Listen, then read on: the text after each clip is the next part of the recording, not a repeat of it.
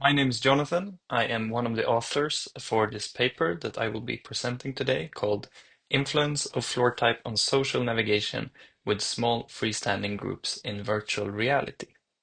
Welcome. We typically consider footstep sounds as background detail, but in real-world settings, footsteps communicate who we are, how we feel, and how we intend to engage. When someone walks towards us, we can often tell if they're confident, hesitant, hurried, or, yeah, all from how their footstep sounds. Despite VR's growing realism, auditory cues are still underutilized, especially for social navigation. We wanted to know, can something as subtle as footstep sounds influence how someone decides to join a group in VR? Our study explores this, not from a technical fidelity perspective, but from a social behavioral one. This work is grounded in Brown and Levinson's politeness theory, which views social interaction as a series of face-preserving moves. Joining a small group is inherently risky. It interrupts, it demands space, and it can be misinterpreted. In earlier work by Sojagi et al., politeness was expressed through agent gestures, gaze, and verbal phrasing. But in this study, we shift the attention from the agents to the user's non-linguistic signals, like footstep sounds, and how it may influence how polite a user chooses to be when navigating towards others. To analyze spatial interaction, we use Hall's theory of proximity, which defines zones like intimate, personal, social, and public space. Crossing these zones without invitation can feel intrusive, and users, even in VR, tend to respect these boundaries. In prior agent-based studies, these zones were often visually enforced by avatars reacting to proximity. To model group layout and joining behavior, we use Kendon's F-formation system. It describes how small groups position themselves, typically forming a convex area, an inner O space for interaction, a surrounding P space for participants, and the R space for observers and outsiders. In earlier studies, formations were applied to a model agent behavior, that is, to show where an agent should look or turn. But here instead we focus on the human behavior. Does the footstep sound change how a user chooses to enter or respect that space? We test whether different floor types affect whether someone complies with the group's spatial norms or violates them, depending on the floor. Previous research has shown that sound affects not just realism, but self-perception. For example, Tayadura Jimenez et al. Found that altering footstep sounds can make people feel heavier, taller, or even more confident, while Turchet et al. Explore how different surface sounds can modulate walking pace and atmosphere. Soundscape have been used to promote spatial awareness, gait, mood, and engagement in immersive contexts, and is also important to see. But these studies focus more on self-awareness or motion, not social engagement. Our work fills this gap by testing how footstep sounds affect group joining behavior, a key form of social navigation.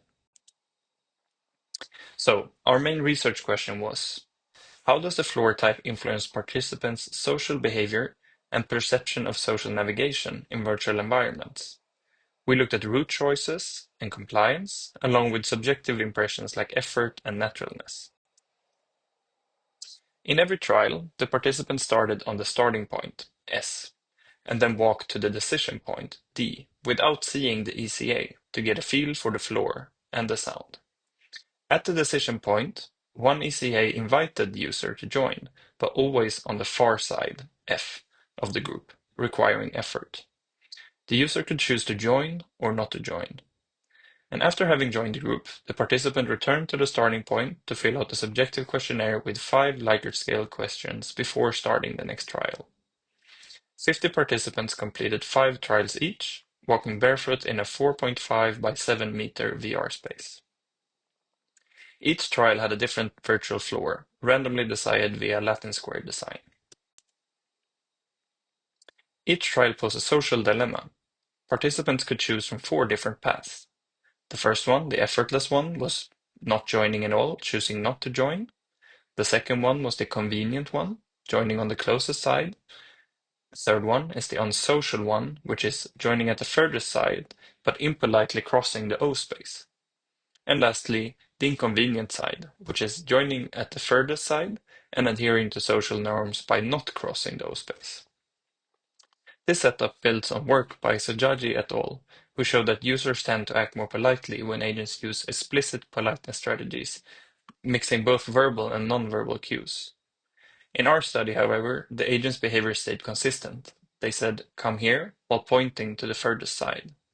We only changed the floor sound and visual to figure out if a subtle non-verbal cue like footstep sound would influence the social behavior in the same way that verbal politeness strategies have shown to do by the work of Sajagi et al. Earlier. 5 floor types were used. The first one was no sound. The second one was new wood with a soft and pleasant sound. The third one, squeaky wood. It was realistic, but perhaps a bit more annoying.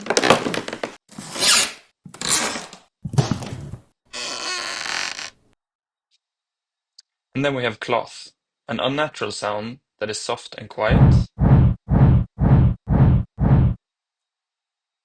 And lastly, metal, which was loud and unnatural. This left us to isolate the effect of auditory quality on social behavior. Now we'll see an example of one trial.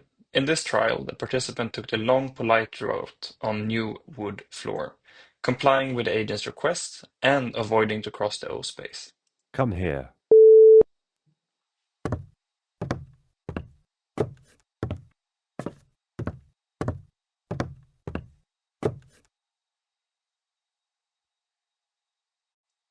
In this next experiment, the participant also reached the far side, but walked through the agent, violating the O space while on the cloth floor. Come here.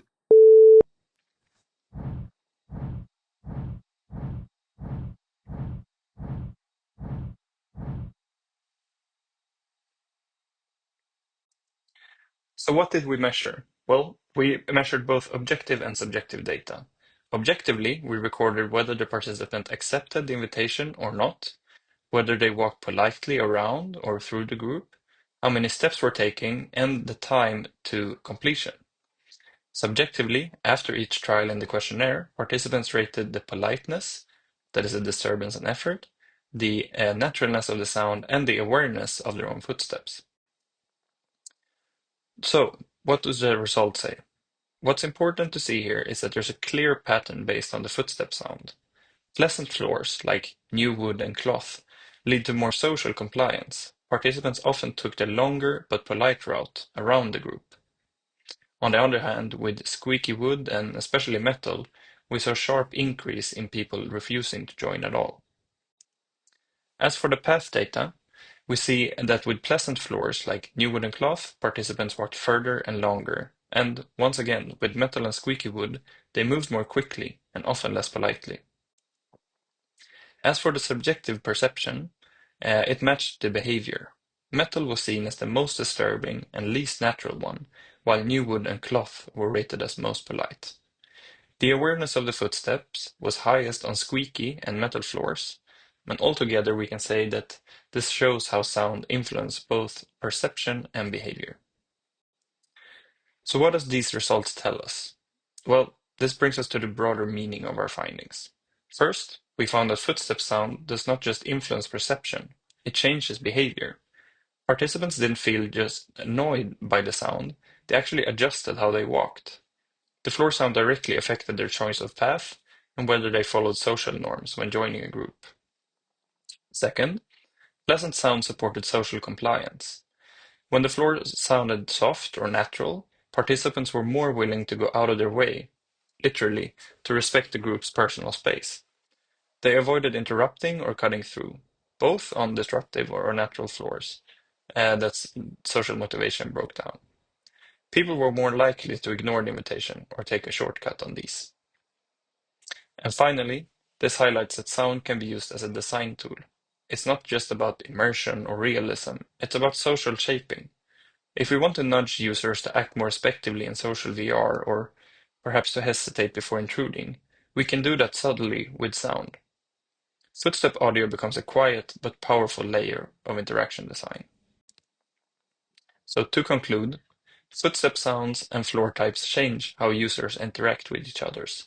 Soft sounds promote politeness and effort, while harsh sounds cause avoidance. So sound in VR isn't just aesthetics, it's behavioral and social, which designers can utilize to guide the user interaction. Thank you for listening. If you'd like to follow up, feel free to reach out to me. You can see my email below here, and I can now take any questions you might have. Thank you.